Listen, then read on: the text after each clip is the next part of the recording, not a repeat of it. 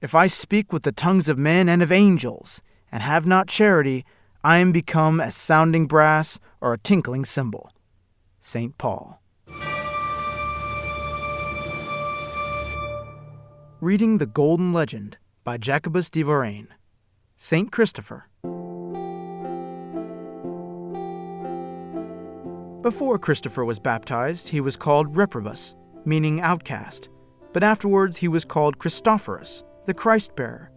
He bore Christ in 4 ways, namely on his shoulders when he carried him across the river, in his body by mortification, in his mind by devotion, and in his mouth by confessing Christ and preaching him. Christopher was a Canaanite by birth, a man of prodigious size. He was 12 feet tall and fearsome of visage. According to some accounts of his life, it happened one day when he was in the presence of a certain Canaanite king that the idea came to him of going in quest of the greatest prince in the world and staying with him. He came to a mighty king who was regarded generally as the world's greatest ruler.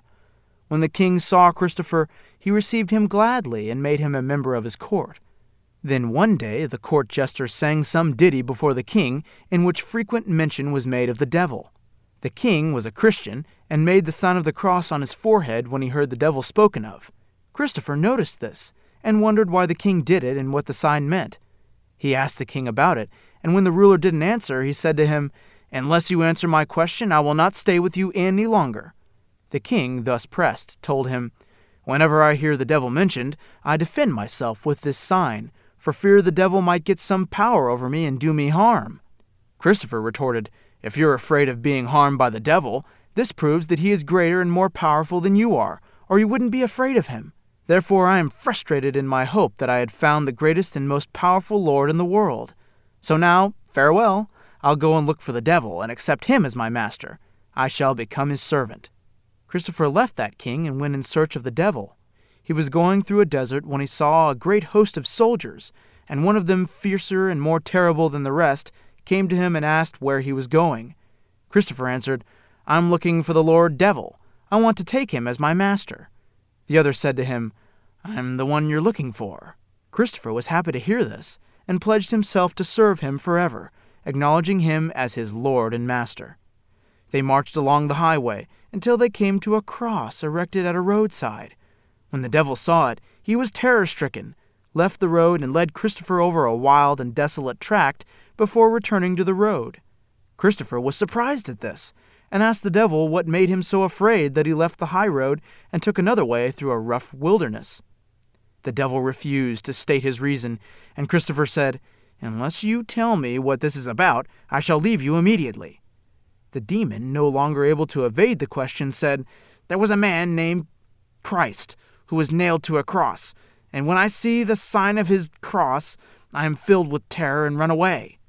Christopher said, "Well, then this Christ, whose sign you dread so much, is greater and more powerful than you are. Therefore I have labored in vain and have not yet found the greatest prince in the world. So goodbye to you. I'm leaving and going in search for Christ." He looked long and far for someone who could give him word of Christ. Finally he came upon a hermit who preached Christ to him and instructed him diligently in the Christian faith. He said to Christopher, "This king whom you wish to serve requires that you do his will in many ways. For instance, you will have to fast frequently." Christopher said, "Let him require some other form of obedience. That one I just can't do." Again the hermit said, "You will also have to offer him many prayers." Christopher said, "I don't even know what that means, so I can't perform that kind of service." The hermit then asked him, "Do you know the famous river where many people trying to get across go under and perish?" "Yes, I do," said Christopher. The hermit said, "You're big enough and strong enough. Go dwell by the river, and if you help those who wish to cross it, that will greatly please Christ the King whom you wish to serve. And I hope he might show himself to you there." Christopher said, "Good, that kind of service I can give, and I promise to serve him that way." He went to the river and built himself a shelter to live in. Instead of a staff, he used a long pole to steady himself in the water, and carried across all those who wished to go. Many days later he was resting in his shelter when he heard a child's voice calling upon him, "Christopher, come out and carry me across." He jumped to his feet and went out, but found no one. He went indoors and again heard the same voice calling him, but ran out and again saw no one. The third time he responded to the same call and found a child standing on the riverbank. The child begged him to carry him across the river, and Christopher lifted him to his shoulders, grasped his great staff, and strode into the water. But little by little, the water grew rougher and the child became as heavy as lead. The farther he went, the higher rose the waves, and the weight of the child pressed down upon his shoulders so crushingly that he was in dire distress. He feared that he was about to founder, but at last reached the other bank. Setting the child down, he said to him, "My boy, you put me in great danger, and you weighed so much that if I had had the whole world on my back, I could not have felt a heavier burden." The child answered him, "Don't be surprised, Christopher. You were not only carrying the whole world, you had him who created the world upon your shoulders. I am Christ the King, to whom you render service by doing the work you do here. And if you want proof that what I'm saying is true, when you get back to your little house, plant your staff in the earth, and tomorrow you will find it in leaf and bearing fruit." With that, the child vanished. Christopher crossed over and thrust his staff into the earth near his shelter. The next morning he rose and found the staff bearing leaves and fruit like a palm tree. After that, Christopher went to Samos, a city in Lycia. He didn't understand the language spoken there, and prayed the Lord to make him able to understand it.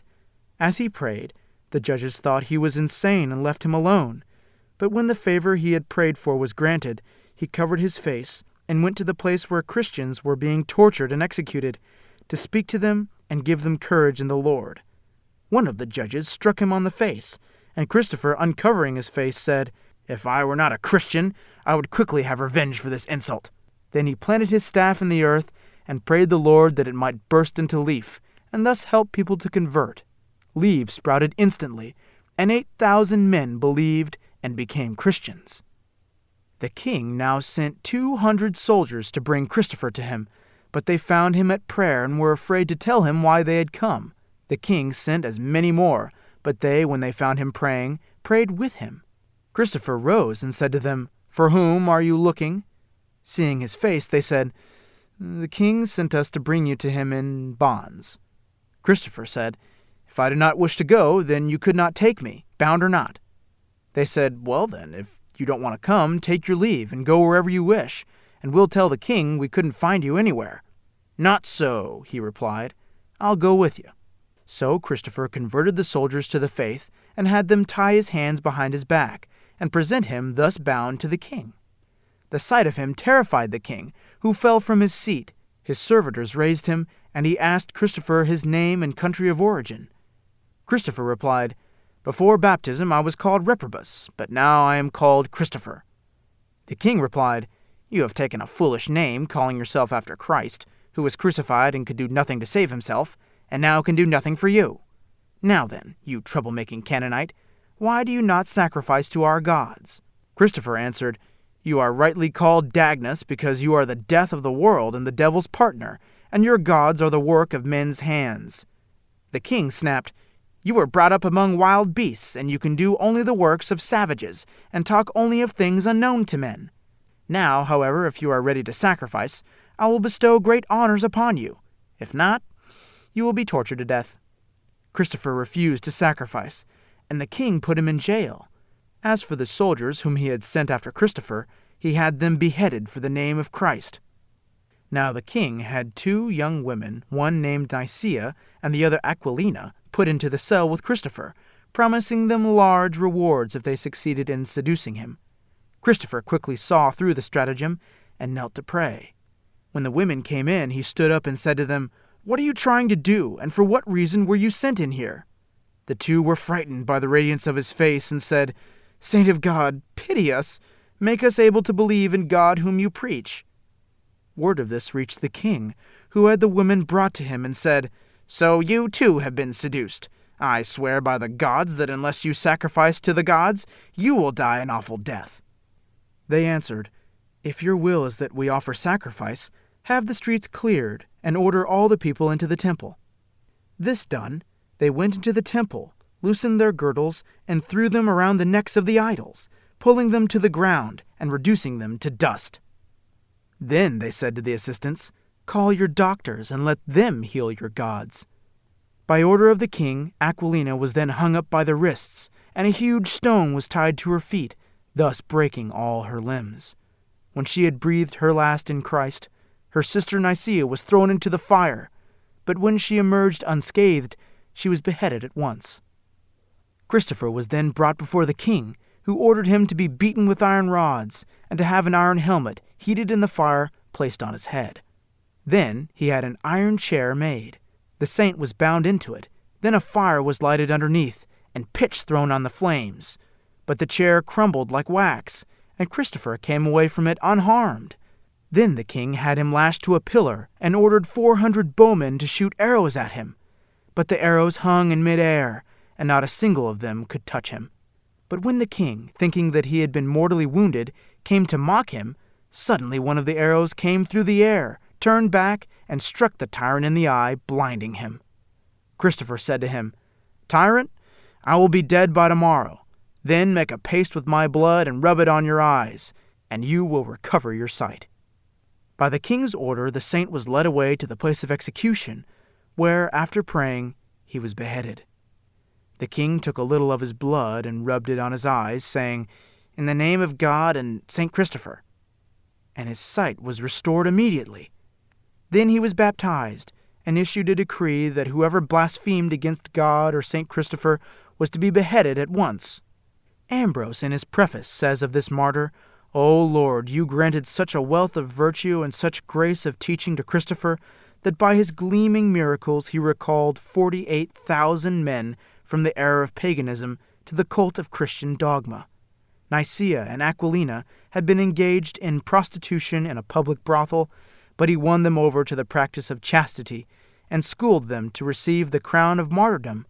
For this he was strapped into an iron chair in the middle of a blazing fire, but feared no harm from the heat. For a whole day the storm of arrows shot by the soldiers could not pierce him. Yet one arrow struck the executioner in the eye, and the blessed martyr's blood mixed with earth restored his sight, and by removing the body's blindness also illumined his mind. For the saint besought your forgiveness, and by his supplications obtained the cure of diseases and infirmities." Wow, I had no idea that was the story of St. Christopher. Now, there was one version where Our Lady was underneath the cross, and she was a young girl, and the devil fled in terror just the same, and then Our Lady directed St. Christopher to the hermit. I like that version much better. Anyway, St. Christopher, pray for us. Safe travels and happy trails.